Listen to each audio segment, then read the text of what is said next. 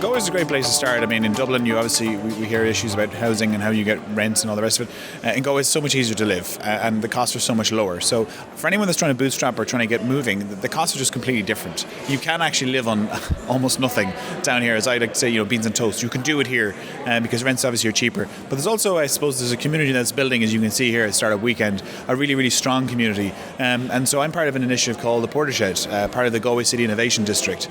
And we have an aim to basically build Silicon Docks for Galway.